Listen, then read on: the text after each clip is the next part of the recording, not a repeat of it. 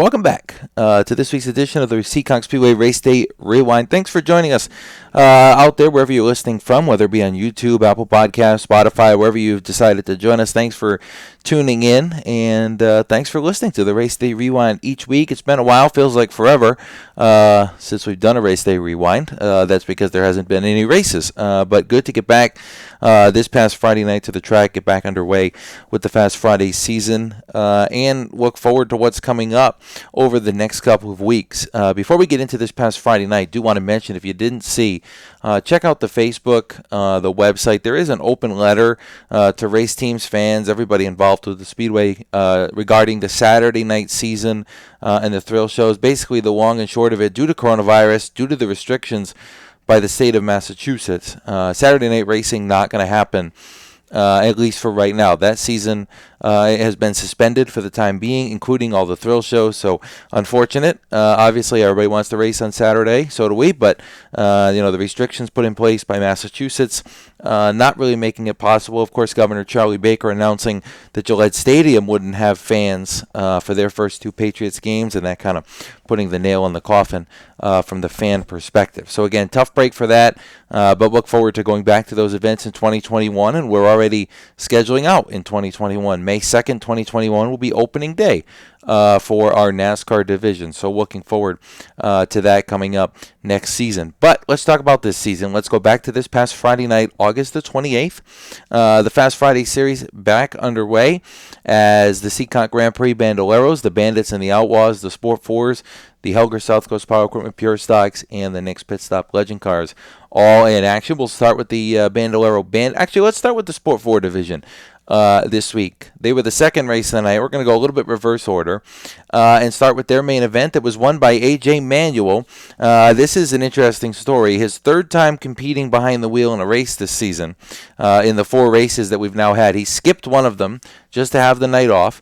And he's now won 3 out of 3 that he's run. So a third victory coming this past Friday night in that Quick Oil Murray's Garage, number 88. Really a dominating performance. He starts 5th on the grid, drives right up to the front, takes the lead from Dave Westgate, another former champion, and I believe on that was on lap 5, and he didn't look back from there. This was a 30-lap race as part of the Everett's Auto Parts Diamond Dash. So was every race a Diamond Dash race. Thanks to Everett's Auto Parts for their sponsorship of that this past Friday night. Round 2 for these divisions. So Manuel takes the lead on lap 5, doesn't look back, wins the race by over a second over Dave Westgate. So Manuel, again, winning 3 of 4 races, but all 3 that he's run, he's been to victory lane. Nice to see Dave Westgate have a good run, finishing second. Had struggled the first couple of weeks with that car, but they seem to have steered things in the right direction. So a second place finish for him. Christine Cavallero finished third. Jayden Hamilton, and this, I believe, was only his 4th race ever, finishing in the 4th spot. And then, of course, it was Caleb Marcus rounding up the top 5. Sabrina Boulier, Jack Dumas, Taylor Bowser, and others filing in behind. You may think, well, Tyler Almeida finished 3rd on the track. If you've seen the video, he did. Unfortunately, he did not pass post-race tech inspection. And unfortunately for him, it was for good reason due to the circumstances that he was dealt before the race. They had a problem with his normal car, so he swapped rides with Sabrina, his girlfriend, and they just swapped cars straight up. Sabrina took his out and kind of rode around to run the race, and then he drove hers and drove right up to the front, finished 3rd, but did not pass tech, and I believe it was the ride height. So he's not normally in that car. It's not normally set up for him, obviously, so unfortunately a tough break, but he was disqualified from that one. So A.J. Manuel wins it, Dave Westgate second. Again, Christine Cavallero, good run in 3rd, and Jayden Hamilton with a manual transmission for the first time this season, coming home in the 4th spot there in the Sport 4s. Next up for them next week, they've got the Spring Villa bonus race coming up, total of $300 up for grabs between the top 3 finishers. Another 30-lap main event. $150 to win, $100 for second, and $50 for third. So thanks to Craig Pianca and the gang at Spring Villa Bonus. That Spring Villa Memory Care bonus money coming out for the Sport 4s. Another 30-lapper coming up on September the 4th. The Seekonk Grand Prix Bandolero Outlaws also competing on Friday night, and some early mishap for Brandon LaBelle. Started from the pole.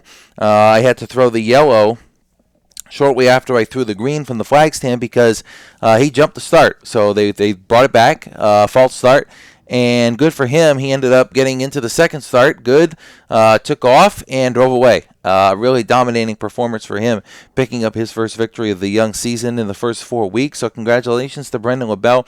Not his first win in the Bandoleros at Seekonk. He does have previous wins. I believe, though, all of them had come in the Bandit division.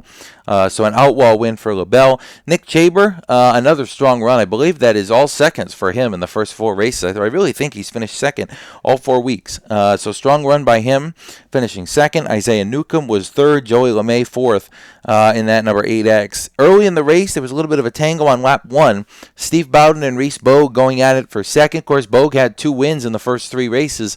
They make some contact. It looked like they walked together, but after warning in the pits, apparently they did not walk together.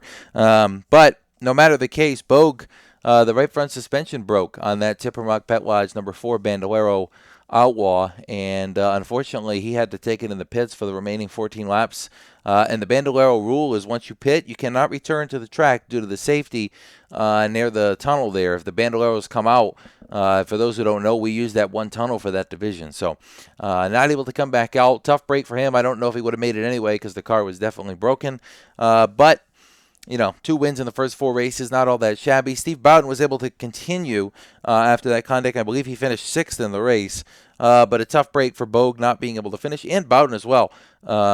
He was doing so well in the middle portion of that race. So unfortunate, but I'm sure both of those drivers will be back next Friday night for another round in the Bandolero Outlaws. Thanks to Seekonk Grand Prix again for sponsoring that division this year, and congratulations to Brendan LaBelle on the victory. The other Bandolero division is going to welcome in our first guest here in a little bit. First career win, and we talked about it so many times at the track over the last couple of years. You love seeing a driver pick up their first career win. I especially love it in the Bandolero divisions. It's great in the Saturday divisions as well. Don't get me wrong. When somebody picks up their first pro stock win, like we saw Dylan Estrella do on his debut night a couple of years ago, when somebody picks up their first truck win, like we've seen Richie Murray do this year, and Brittany Campbell, well, not this year, last year. Brittany Campbell also winning her first truck race. That was great to see the emotion out of them. But I really think that it's better in the Seekonk Grand Prix Bandolero Bandit division. These are all young kids. They're 12 or 14, I believe only 12 and under. And it's just a great sight when they pick up their first career win. This past Friday night in the Bandits, the first race of the night. Yep, I've gone in reverse cars here. It was Richie Helger Jr. picking up his first career win, the Helger South Coast Power Equipment number 99 Bandolero. A great run for him. He started from the pole, and he's been fast all year. He ran a couple races at the end of last year, jumped on board this year for some more events, and it was one heck of a battle behind the wheel of that number 99, taking the lead right from the drop of the green. He did lead all 15 laps, but that was not an easy finish for him. With some stout contenders right behind him. I mean, you had Ethan Dion coming from decent way back. I mean, he was not third by any means at the start of the race where he finished, coming from, I believe, 5th on the grid to jump up there to second early, contend for the win. With Helger not able to get around, he gives back second place to Brent Robideau. At the end, and Robideau finishing second, his best career run in the Seekonk Grand Prix Bandolero Bandits. And Brent was really, really fast on Friday night. I can tell you, when he first started racing, and if you asked him and you asked his dad, John Robideau, where they were when they first started, Brent's told me before, we weren't good. It took me a while to get used to the race car. They've finally gotten used to it. It's taken him a little bit of time, but man, is he coming on strong over the last couple of weeks. And he picked up the fastest lap of the race with a 15.429, faster than what Helger ran in the lead. So congrats to Brent Robideau for second. Ethan Dion was third. Joel Newcomb, Mike Hannafin, Zacharias Kelly, and Miliana Shalisky rounding out the top 7 in the Bandolero Bandit race. But again, back to Richie Helger Jr., his first career win, a great run, great showing for that Helger South Coast Power Equipment machine. Of course, Rich Helger Sr., I guess you want to call him, his dad, proud supporter of the racetrack as well as part of the Seekonk Sportsman on Saturday nights, and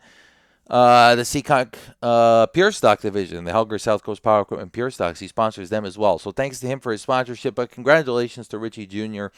On his first career win in the Seekonk Grand Prix Bandolero Bandits. Now, as we've done over the last couple of race day rewinds that we did before the, I guess you want to call it the travel ban shut down from Rhode Island, let's talk to a competitor. Let's get Richie Helger Jr.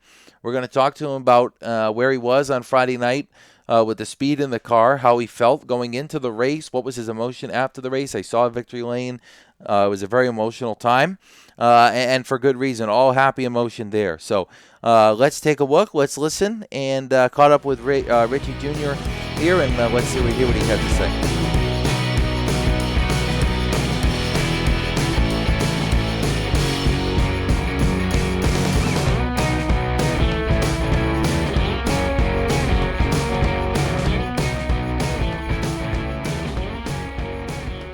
Welcome back to this week's edition of the Race Day Rewind, coming out of a quick break. And I mentioned before the break we were going to talk with Richie Helger Jr., and I've caught up with him now. It's 9 o'clock on a Monday night. I don't know why he's still awake. It might be past his bedtime.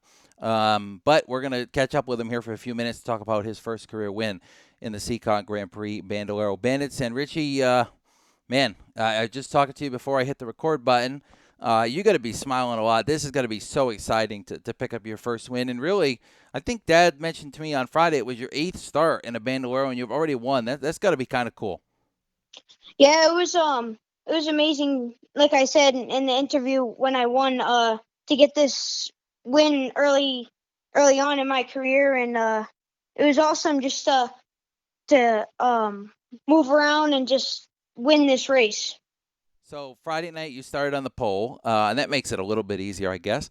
But you've been really fast all year. I mean, we've only run 4 races because of the coronavirus. We've talked about that a lot. You've only run 4 races. I know you ran a couple last year, but how difficult is this to drive this car? I mean, you kind of got thrown into this, not thrown into it, but you got into the car really with not much experience, and it seems like it really didn't take you long to catch on to it, to pick up a lot of speed and be able to win.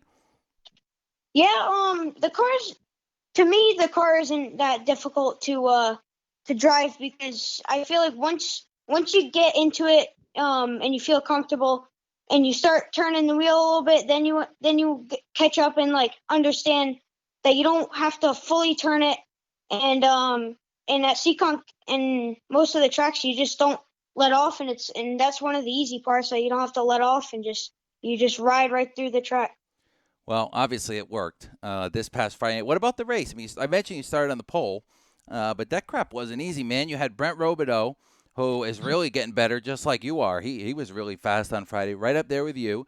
You had Ethan Dion. I know we were missing a couple of the normal Bandolero Bandit guys, but how difficult was it to be able to lead every lap in that race? Because those guys were right there with you. Was it stressful? Did you know they were that close? Yeah, it was tough. They were right up on me, and it was a little hard to try to block them both at the same time. But they both did a good job. Brent Robideau is getting better, I feel like, every week. Ethan Dion's doing really good too. But all in all, we're all getting better every week. Well, you picked up your first career win. I know you're more than thrilled. I know Dad's more than thrilled as well, to be able to be there with you. That was such a fun. I guess I'm adding a question here, but how fun was that moment at Victory Lane? Because I love that stuff. I mean, I posted on Facebook after you won the photo from Victory Lane. That must have been so cool for you to get out. You were so excited. Dad, a big hug. Mom, a big hug. Your brother somehow smiled more than you in the photos. But I mean, it's got to be so exciting to have that moment, right, in Victory Lane. Yeah, it was exciting. When I got out of the car, I was gonna jump up on my dad, but I was afraid he wasn't gonna catch me, so I jumped down and gave him a big hug. And my mom was proud and clapping, and my brother, he was he was really happy. And once I told him that after Tech he could drive the car back to the trailer, he was so happy. Oh my God, that means Dad's gonna have to get him a car before long. It sounds like, right? Yeah. Oh Yeah. goodness, that's gonna be trouble. 2 of you out there at the same time. Dad might have a heart attack at the middle of the race. Um, so before we let you go, we want to thank you for taking some time to join us on the podcast. But who are the sponsors? Obviously, Helger South Coast Power Equipment is your main sponsor, and obviously Dad helping you out a ton to get to the track, work on the cars, stuff like that. But who else helps you out that the fans should know that that's part of your team that's able to help you get the win? Charlie Rose, Robbie Murray, Scott Harkin helps out a lot. Harkin Construction, Cat Country, Ferris, and Bad Boy. They help out a lot, and they just never give up. Well, you never gave up, and you're in Everett's Auto Parts Victory Lane in an Everett's Auto Parts Diamond Dash race on top of that. So your first career win comes in a big race. Richie, thanks for joining us. Appreciate a few minutes, taking 5 minutes from you at nighttime, and we'll see you next Friday at the track. Again, congratulations from all of us at the track. Thanks. I'll also like to thank Everett's Auto Parts for doing this too. All right, and that Diamond Dash Series is going to continue. One more race on that Diamond Dash Series coming up, I believe, on September 11th. So that's coming up quick. Richie Helger Jr., thanks again. We will be right back from a break. We'll talk about the Pure Stocks and some more of Seekonk's Fast Friday action.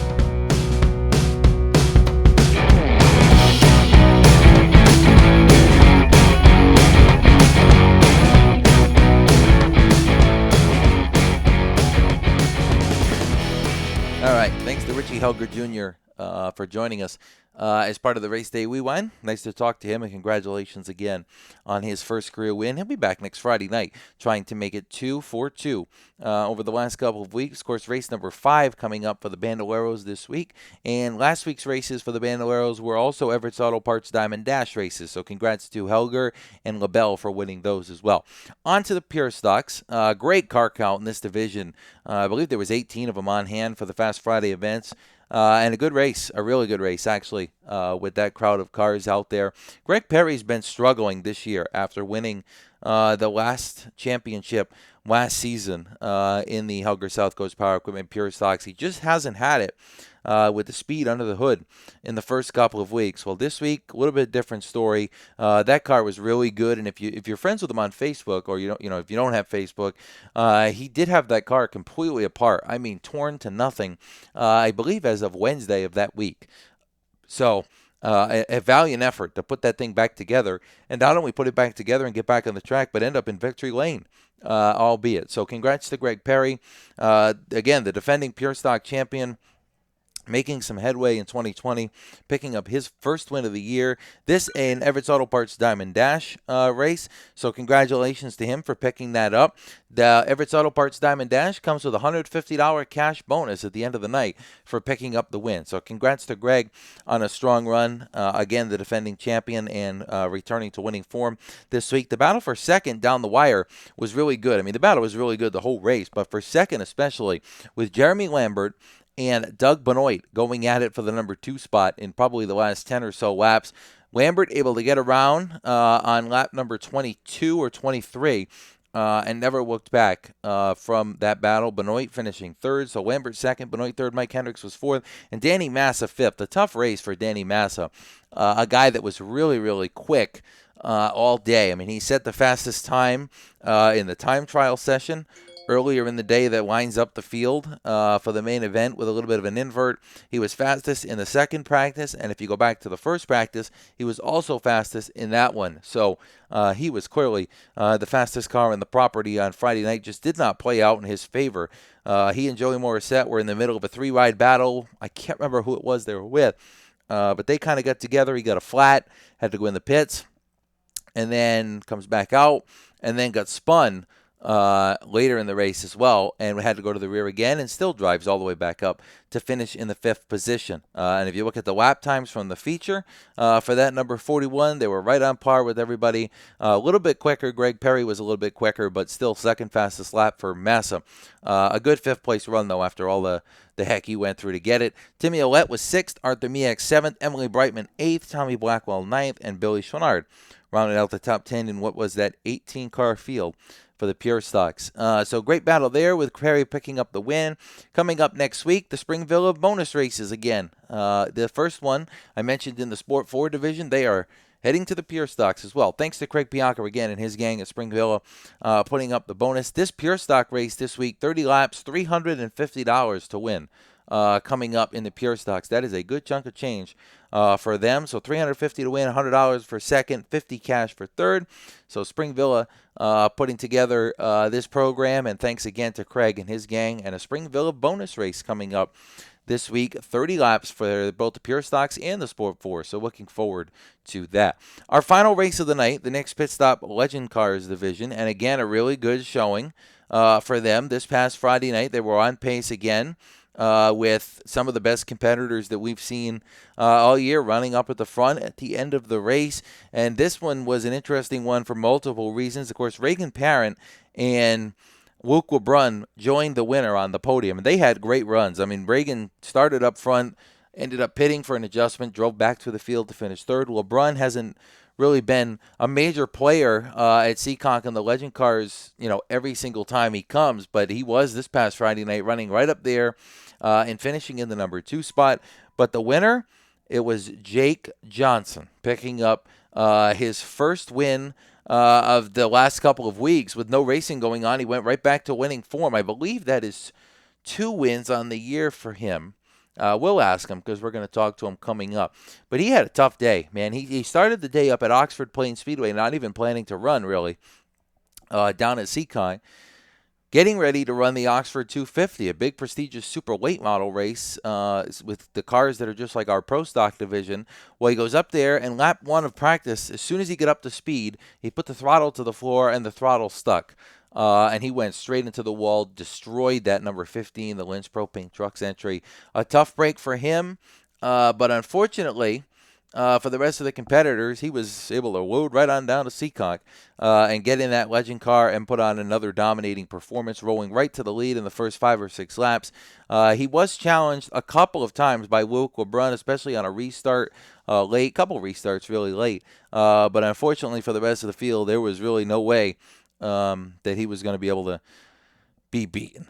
So tough break for the rest of the field on this one. Getting beat by Jake. He put on a stellar performance. Ends up in victory lane.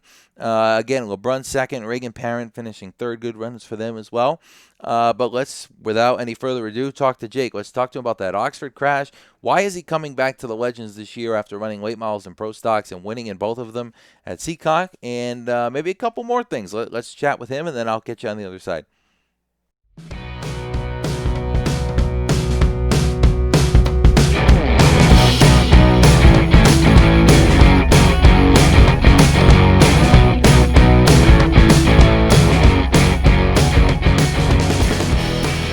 Onto the woodworks here. We're with Jake Johnson, driver of the number 15, that black and white legend that has become so familiar to Seekonk race fans, whether it was on a late model, a pro stock, both of those in victory lane. Now it's on a Legend car again, and Jake Johnson is back in Legends victory lane.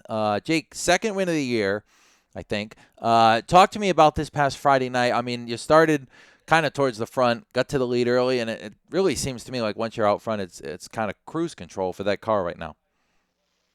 Yeah, I mean, we showed up late, and we just had to make sure everything was shook down. So first practice, we just took it easy, and then we went out there for the feature, and it's the car's not as great at the first 5 laps as it is on the long run.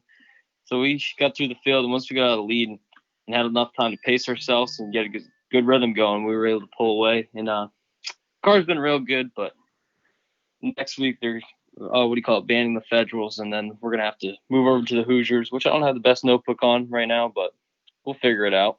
Yeah, I mean, is there concern with that switch? Are you concerned that it's going to change the handling enough for you to have to overhaul, or do you? I mean, you've run the Hoosiers somewhere else, right? So you might have some experience with it. Yeah, I never got to really perfect them. I mean, we ran up at White Mountain with them, and I ran a couple races down south on them.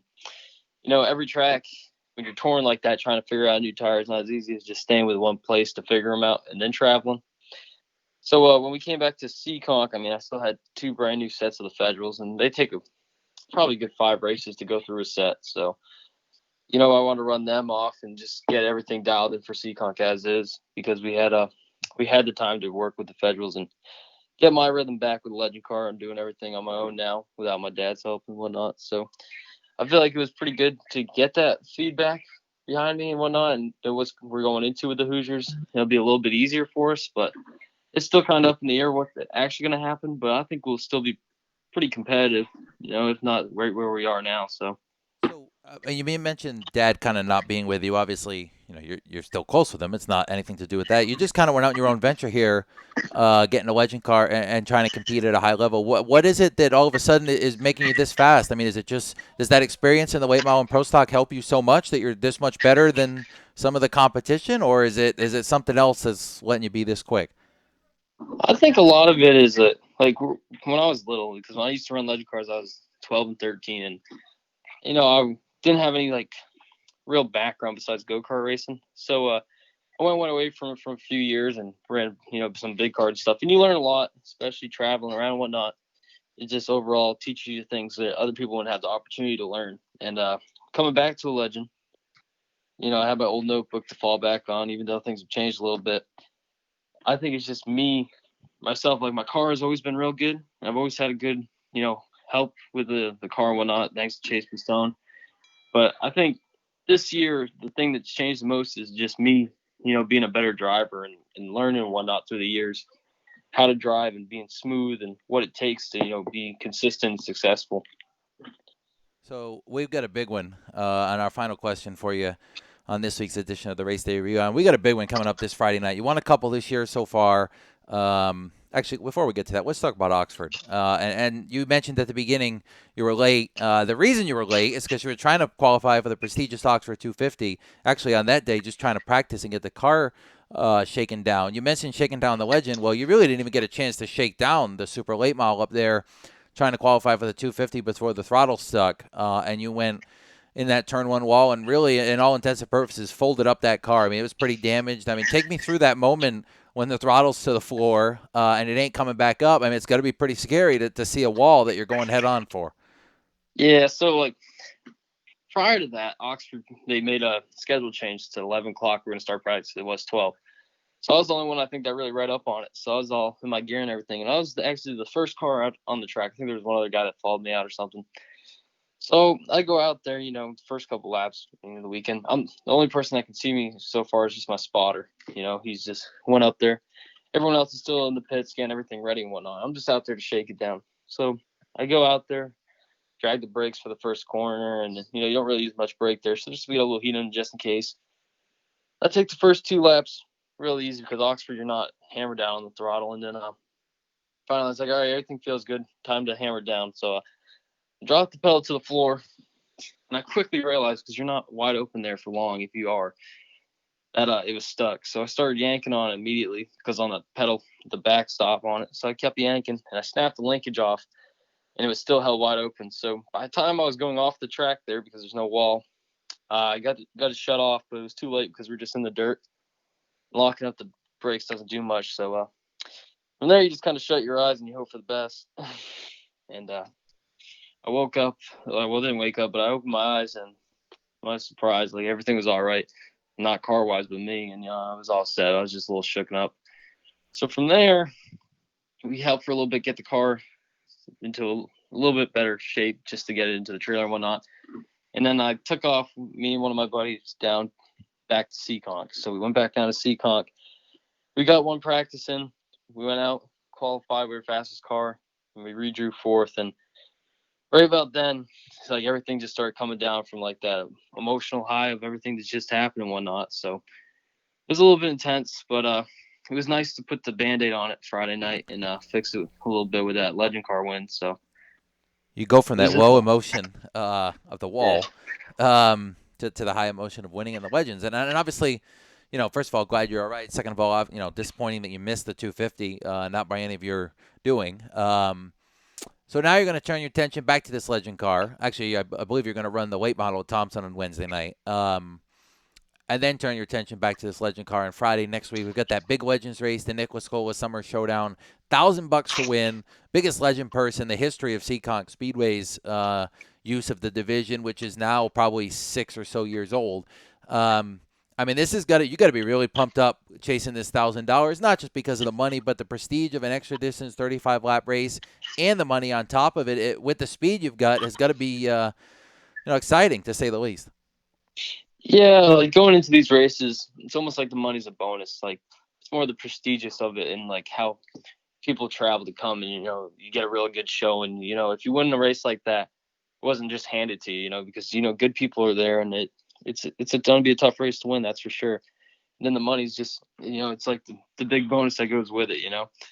So since we're changing over those tires, I've been looking over a few things, making some phone calls and whatnot.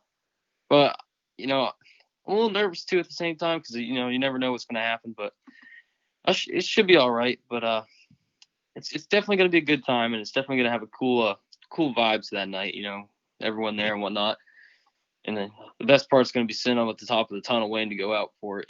Just all the motions going through you and whatnot. And chasing the $1,000 that he's hoping he's going to win this coming Friday night. Jake, want to thank you for 10 or so minutes to talk and join us on this week's edition of the Race Day Rewind. We wish you good luck, and maybe this time next week we'll be talking again with $1,000 in your pocket. Who knows? Yeah, I hope so. Well, I appreciate it, Kyle. I'll see you. All right, that's been Jake Johnson. When we come back, we're going to talk about somebody like Jake Johnson, a couple of them actually, that went up to Oxford and competed there, some Seekonk stars, I guess you want to call them, that went up there and had a discussion. We'll be right back.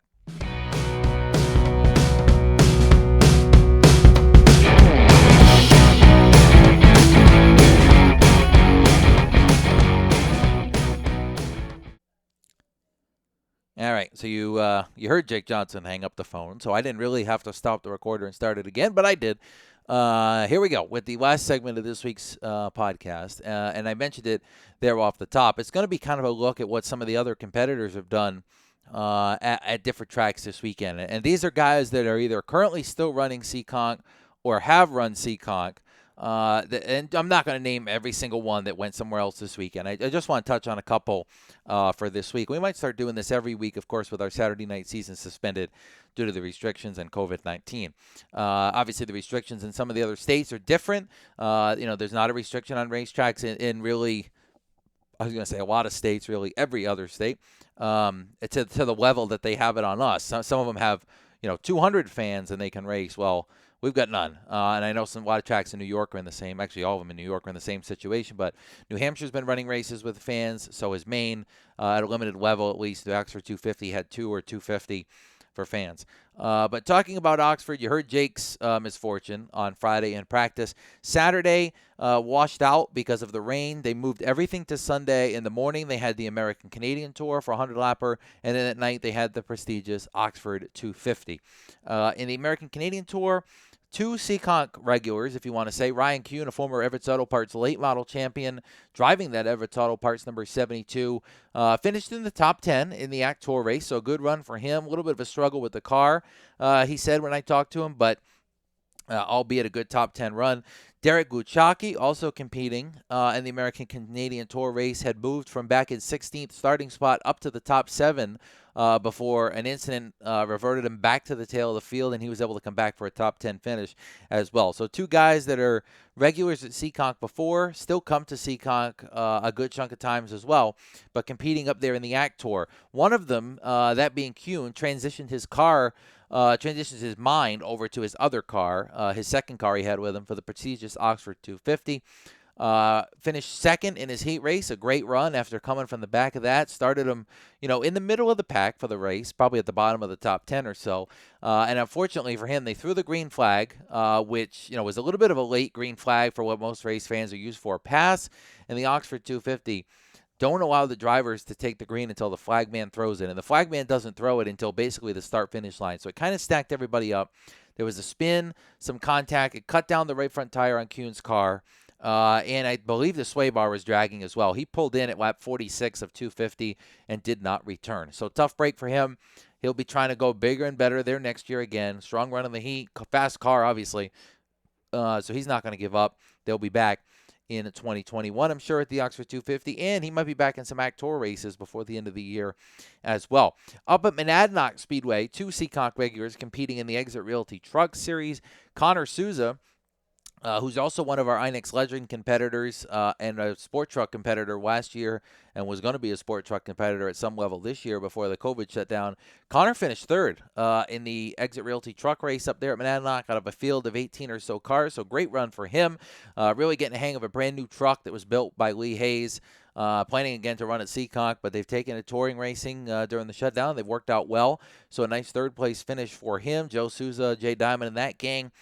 And then over at Stafford, Corey Fanning ends up over at Stafford, and kind of a shocker to most people. I went on Facebook Friday night and saw that he was at Stafford. Of course, he was not at Seekonk with the Legend car due to the Rhode Island travel ban that's in place, and he comes from Rhode Island. Well, he finished top 5 in the street stock race, driving somebody else's car, not his own, but put on a great showing there. Obviously a talented sportsman competitor.